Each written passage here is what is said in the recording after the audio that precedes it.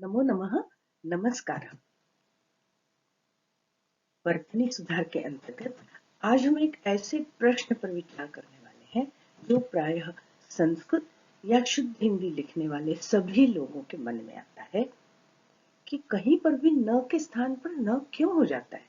शिव से शिवानी, भव से भवानी बनता है, तो फिर इंद्र से इंद्राणी क्यों हो जाता है, वहां न क्यों हो जाता है, या ब्रह्म से ब्रह्माणी क्यों हो जाता है। इसी तरह कर्षण घर्षण में ण होता है, फिर मर्दन में ण क्यों नहीं होता, या कृष्ण की तृतीया में कृष्णे न बनता है, फिर राम की तृतीया में रामे न क्यों हो जाता है। तो यह नियम है नत्व विधान का। व्याकरण शास्त्र में इसके लिए कुछ नियम बताए गए हैं। उन नियमों को जानने के बाद आपको अच्छी तरह मालूम हो जाएगा कि कहाँ कहाँ किस किस स्थान पर हमें न के स्थान पर न करना है और किस स्थान पर न के स्थान पर न नहीं करना है। तो आइए जानते हैं णत्व विधान। अष्टाध्यायी के अग्रलिखित 2 सूत्रों से न के स्थान पर होने वाले ण का विधान आसानी से समझा जा सकता है। इन 2-3 सूत्रों का ज्ञान अर्जित करने के बाद हमें यह आसानी से समझ में आ जाएगा कि कहां पर हमें न लिखना है और कहां पर न लिखना है। तो आइए हम जानते हैं णत्व विधान का प्रथम नियम। णत्व विधान का प्रथम नियम कहता है कि रसाभ्याम नो णः समान पदे, और उसी के साथ एक वार्तिक है, रिवर्णान्नस्य णत्वं वाच्यम। सुनकर आपको ये नियम कठिन लग रहा होगा, पर अगर आप ध्यान से सुनेंगे और इस नियम को भली भांति जान लेंगे तो आपको यह जानने में हमेशा के लिए बहुत सरलता हो जाएगी कि हमें कहाँ न के स्थान पर न करना है और कहाँ पर नहीं करना। आइए हम इस नियम का हिंदी अर्थ जानते हैं।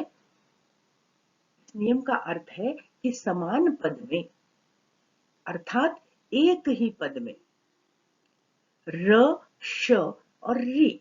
इस नियम से, पहले नियम से आ रहा है र श, और इस वार्तिक से हम लेते हैं री का ग्रहण करते हैं। तो र शाभ्याम माने र और श से परे या र और श के तुरंत बाद आने वाले नो णः, नो माने नह, नह माने न के स्थान पर, णः माने न हो जाता है। देखिए नियम, देखिए समान पदे माने एक ही पद में, रशाभ्याम माने र और श के बाद आने वाले नोणः, और यहाँ से री वर्णान, री से भी री वर्णान, नस्य नत्वम वाच्यम, री वर्ण से भी न का णत्व जानना चाहिए, मतलब र श और री। इन 3 वर्णों के तुरंत बाद आने वाले न के स्थान पर ण हो जाता है। आइए हम उदाहरणों से इस नियम को समझते हैं। देखिए पहले हम देखते हैं र के बाद आने वाला ण। जैसे ये निर उपसर्ग लगा नए शब्द में, निर नए, और ये एक पद बनने जा रहा है, तो इस र के तुरंत बाद न आ रहा है, तो न की जगह पर न हो गया और शब्द बना निर्णय। दूसरा उदाहरण हम देखते हैं श का। हमने र का उदाहरण देख लिया, अब हम श का उदाहरण देखते हैं कि इस मूर्धन्य श के बाद, ये देखिए कृष्ण पद बनने की प्रक्रिया में चल रहा है, तो इस कृष्ण शब्द के श के तुरंत बाद न आया, और अब ये पद बनने की प्रक्रिया है, माने समान पद में ही श के तुरंत बाद न आ रहा है, तो इस न की जगह पर न हो जाएगा और शब्द बनेगा कृष्ण। इसी तरह हम एक री का उदाहरण भी देखते हैं, माने ह्रस्व या दीर्घ कोई सी भी री हो, उसके तुरंत बाद अगर न आता है तो उस न की जगह पर भी ण हो जाता है। देखिए हम जब पितृ शब्द का रूप बनाते हैं तो षष्ठी में बनता है पितृनाम। तो मूल रूप से तो जो प्रत्यय आता है, सुप्रत्यय तो नाम ही आता है, जैसे बालका नाम, लता नाम, बालिका नाम, वैसे पितृनाम। पर इस री के तुरंत बाद ये न आ रहा है, इसलिए इस न की जगह पर न हो जाता है, और पितृ नाम, ये एक मिनट, यहाँ पर ये दीर्घ री होता है, पितृ नाम जो है वो नाम नहीं होता, नाम की जगह पर नाम हो जाता है। अब हम इसके बाद का दूसरा नियम भी देखते हैं, क्योंकि कभी कभी ऐसा होता है कि र और श के बाद आने वाले न को ण नहीं होता, एक ही पद में होने के बाद भी। तो यहाँ जो नियम है उस नियम को हम पहले अच्छी तरह समझ लें कि यहाँ ये कह रहे हैं कि एक ही पद में र और श के तुरंत बाद आने वाले, मतलब कोई व्यवधान बीच में नहीं। देखिए, र के तुरंत बाद न आया है, श के तुरंत बाद न आया है, री के तुरंत बाद न आया है। तुरंत बाद आने वाले न को न तो हो जाता है, पर कभी कभी बीच में कुछ वर्णों का व्यवधान होने पर भी न का ण हो जाता है, और कभी कभी नहीं होता। तो वो किस नियम से नहीं होता या किस नियम से हो जाता है, ये जानने के लिए हम अगली स्लाइड देखते हैं। अगला नियम नंबर 2। नियम नंबर 2 कहता है अट कुप वांग नुम व्ययायेपि। अट कुप वांग नुम व्ययायेपि। इसमें हम अगर संधि विच्छेद करें तो इसकी संधि होगी अट कु पु आंग और नुम। ये देखिए, यहाँ हमने लिखा है अट कु पु आंग और नुम। इनका व्ययाये अपि, इनका व्यवधान होने पर भी, अर्थात अट प्रत्याहार, कु मने कवर्ग, पु मने पवर्ग, आंग मने आ और नुम मने अनुस्वार, इन सबका व्यवधान होने पर भी रसाभ्याम नोनः मने र और श के तुरंत बाद आने वाले न का ण हो जाता है, बीच में ये अक्षर हुए तो भी। चलिए इसको हम और अच्छी तरह समझते हैं कि इन सारे अक्षरों का व्यवधान होने पर भी, माने अट कु पु आंग और नुम, इनका व्यवधान होने पर भी, अर्थात इनके बीच में होने पर भी न को ण हो जाता है। अर्थात न को ण अगर तुरंत बाद आ रहा है, र श और री के तुरंत बाद न आ रहा है, तब तो अनिवार्य रूप से न को ण हो जाएगा। पर इन वर्णों का व्यवधान होने पर भी, माने बीच में ये वर्ण है र के बाद, श के बाद, री के बाद, तो भी न का ण हो जाएगा। तो इसको हम अगली स्लाइड में और अच्छी तरह समझते हैं। पर उस नियम को जानने से पहले अगर आपने चैनल को सब्सक्राइब नहीं किया है तो आप उसे सब्सक्राइब कर लीजिए, और लाइक शेयर और कमेंट करना न भूलें। मैं बीच में इसलिए याद दिला रही हूँ कि पूरा वीडियो देखने के बाद आप कमेंट्स करना भूल जाते हैं, लाइक करना भूल जाते हैं। चलिए, तो हम देखते हैं कि अट कु पु आंग और नुम क्या होते हैं। देखिए, हम देखते हैं अट प्रत्याहार में कौन कौन से वर्ण आते हैं। आपने अगर प्रत्याहार निर्माण का माहेश्वर सूत्राणी वाला वीडियो नहीं देखा है तो आप उसको देखकर ही जान सकते हैं कि प्रत्याहार निर्माण कैसे होता है। तो अट प्रत्याहार में अगर आपने माहेश्वर सूत्र जाने हैं तो आई उन ऋक एवं ऐ हय वरट, यहाँ तक के स्वर और व्यंजन आएंगे। तो यहाँ अट प्रत्याहार का मतलब हुआ अ, ई, उ, री, री, ए, आई, ओ, औ, माने सारे स्वर, और ह, य, व, र, ल नहीं, इतने वर्णों का व्यवधान आए। अट कु, कु को हमने पढ़ा था, कु का अर्थ होता है कवर्ग, पाणिनि जी, कु चु टू तु पु, कवर्ग चवर्ग पवर्ग टवर्ग और तवर्ग को क्रमशः कु चु टू तु पु कहते हैं। तो क का अर्थ है क ख ग घ ङ, पु का अर्थ है प फ ब भ म, आंग माने आ, आंग उपसर्ग का आ, और नुम, नुम का अर्थ है अनुस्वार। इसका तात्पर्य हुआ कि इतनों का व्यवधान होने पर भी, मतलब इन सारे अक्षरों का व्यवधान होने पर भी, मतलब, और इस बात को भी भली भांति जाने कि एक या अनेक, माने चाहे एक अक्षर आए तो भी, या एक से ज्यादा आए, माने र के बाद अ भी आ जाए, क भी आ जाए, प भी आ जाए, आंग भी आ जाए, नुम भी आ जाए, उसके बाद न आए, माने इतने वर्णों का व्यवधान आ जाए तो भी न की जगह न हो जाएगा। अर्थात इन सारे वर्णों के बीच में होने पर भी, इनका व्यवधान होने पर भी न के स्थान पर ण हो जाता है। चलिए इस नियम को एक बार फिर से देख लीजिए।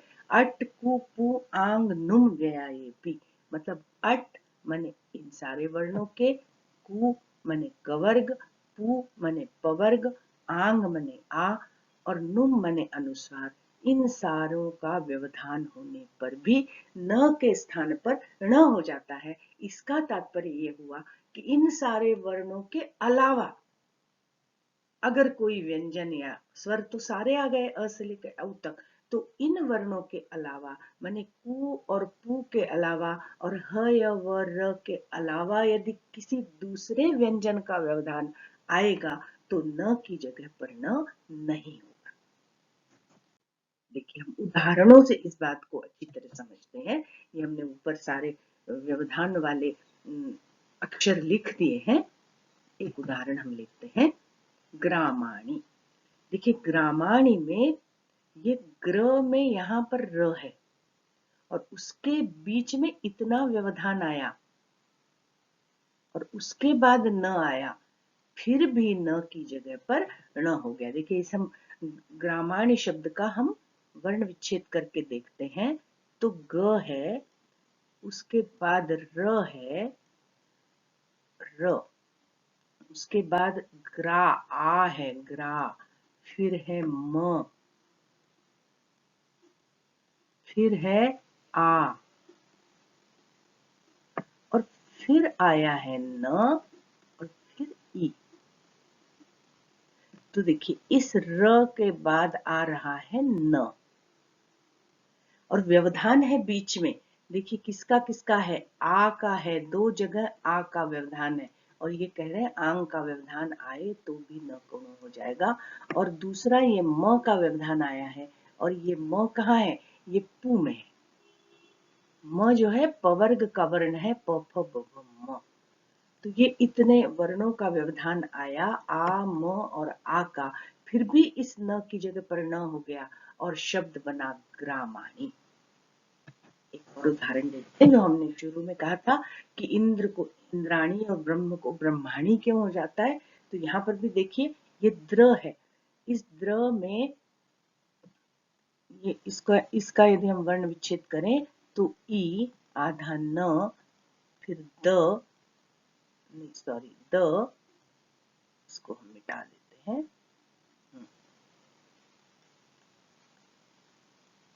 ये हलंत द, फिर र, इंद्र। अभी इसमें एक अ भी था पर आनी लगा तो दीर्घ आ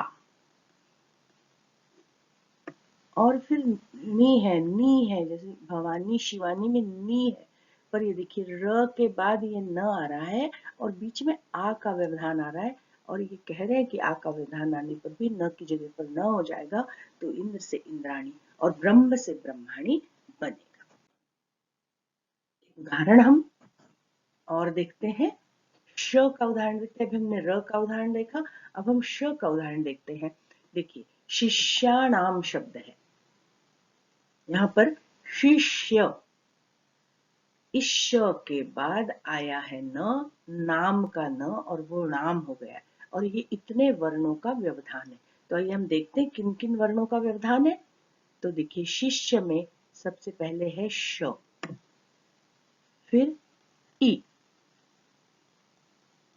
फिर श, ये मूर्धन्य श, शेष, फिर है य, फिर आ और फिर आया है प्रत्यय का नाम। जैसे बाल का नाम मुनि नाम बनता है, वैसे शिष्या नाम नहीं होता, नाम हो जाता है।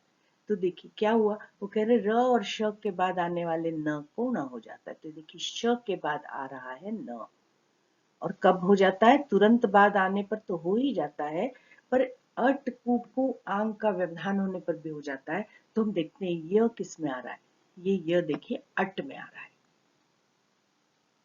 और ये आ रहा है बीच में, ये आंग का आ है। तो इन दोनों का श के तुरंत बाद आने वाले न का ण हो जाता है। अट कु और नांग आंग का व्यवधान होने पर भी, तो यहाँ अट का व्यवधान आया, यहाँ आंग का व्यवधान आया, फिर भी श के बाद आने वाले न को ण हो गया और हमारा शब्द बना शिष्याणाम। आगे देखते हैं हम कि देखिए यहाँ पर ये कुछ शब्द हैं जहां पर एक ही पद में र के बाद न आया है। देखिए राजन, रचना र के बाद न, रटनम र के बाद न, षडानन श के बाद दो न। इन शब्दों में एक ही पद में र और श के बाद आने पर भी न को ण नहीं हुआ है, क्योंकि बीच में जो व्यवधान है, बीच में आने वाले वर्ण है, वो अट प्रत्याहार नहीं है, वो कु नहीं है, वो पु नहीं है, वो आंग नहीं है और वो नुम के वर्ण नहीं है। देखिए हम देखते हैं राजन।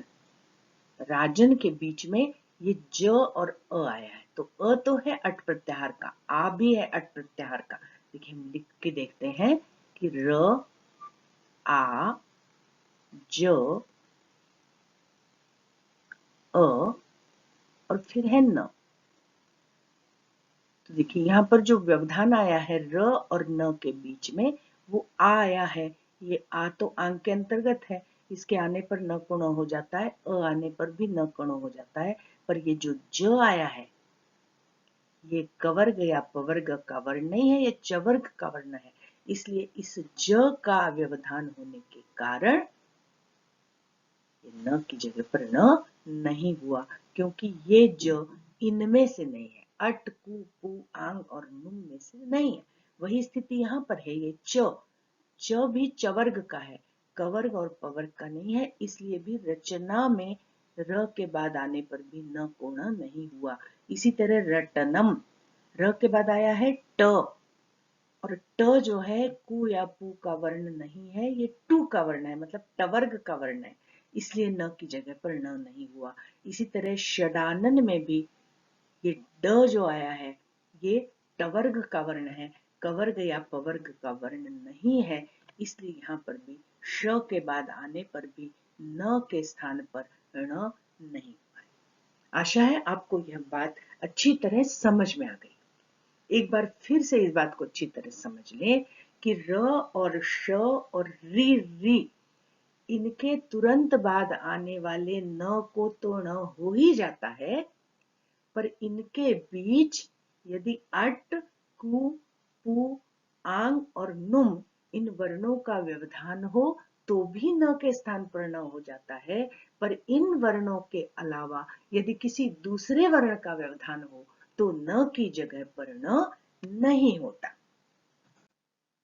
अब एक प्रश्न मन में फिर आता है कि अगर न की जगह पर न हो जाता है र और श के बाद तुरंत बाद आने वाले वर्णों में, तो छात्राणाम बनता है, पर छात्रान क्यों बनता है, छात्राण क्यों नहीं होता? तो उसके लिए एक छोटा सा नियम है अंतिम। उस नियम का नियम है, उसका सूत्र है पदान्तस्य। और उस पदान्तस्य सूत्र में ऊपर से वही आएगा, रसाभ्याम नोण समान पदे, और एक उसमें अक्षर और अनुवृत्ति आती है न, माने पदान्तस्य न, न माने नहीं, र और श के बाद आने वाले पदान्तस्य नहण न, पद के अंत में आने वाले न को ण नहीं होता। पद के अंत में माने पद के अंत में अगर शुद्ध न है, शुद्ध व्यंजन है न, हलंत स्वर के साथ नहीं, तो न के स्थान पर न नहीं होता। देखिए रामान, छात्रान, शिष्यान, पितरीन, यहाँ पर हमने सारे अक्षर लिए। देखिए र के बाद आया है न, और ये जो व्यवधान है वो भी पू है, मतलब यहाँ पे अगर ये आगे इसमें न अंतिम नहीं होता, रामा नाम होता, तो ये न हो जाता। इसी तरह छात्र में त्र, र के बाद आया है न, यहाँ शिष्य में श के बाद आया है न, बीच में व्यवधान य का है, वो अटकुपुआंग में का य है, अट प्रत्याहार का य है। इसी तरह पितृण में तो री के तुरंत बाद न आया है, फिर भी यहाँ पर न नहीं हुआ है चारों जगह। तो ये नियम कह रहा है कि र, श और री के बाद आने वाले न को ण नहीं होता। कब? जब वो पदांत हो, माने जब वो पद के अंत में हो, मतलब इस न के बाद कोई भी स्वर या व्यंजन आगे न हो, तब इस न के स्थान पर न नहीं। तो हमने 3 नियम जाने कि र और श के तुरंत बाद आने वाले न को ण हो जाता है। अट, कु, पु, आंग और नुम का व्यवधान होने पर भी न के स्थान पर न हो जाता है। इनका व्यवधान न होने पर, दूसरे किन्हीं वर्णों का व्यवधान होने पर न के स्थान पर न नहीं होता। और यदि न पदांत है, माने पद के अंत में आया है और वो हलंत न है, तो उस न की जगह पर कभी भी ण नहीं होगा। इन नियमों को जानने के बाद आप निश्चित रूप से यह जान गए होंगे कि कहाँ पर हमें न के स्थान पर न करना है और कहाँ पर न के स्थान पर न। आशा है कि नत्व विधान के ये तीनों सूत्र जानने के बाद आपको यह बात अच्छी तरह समझ में आ गई होगी कि कहाँ पर एक ही पद में न को ण करना है और कहाँ पर नहीं करना है। साथ ही इंद्राणी, ब्रह्माणी,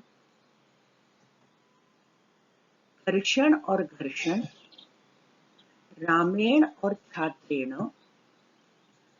करणम और मरणम, कृष्णा और कृष्णा तथा हरिणाम और ऋषिणाम, आकर्षण इत्यादि शब्दों में न की जगह पर न का विधान क्यों हो गया है। आज के लिए बस इतना ही। आशा है आपको यह वीडियो पसंद आया होगा। तो पसंद आया हो तो आप जल्दी से चैनल को सब्सक्राइब कर दीजिए, वीडियो को लाइक कीजिए, अपने भाषानुरागी मित्रों के साथ शेयर कीजिए और अपने अच्छे अच्छे कमेंट्स देना न भूलें। आज के लिए बस इतना ही। धन्यवादः। नमो नमः। पुनर्मिलामः। जयतु संस्कृतम, जयतु भारत।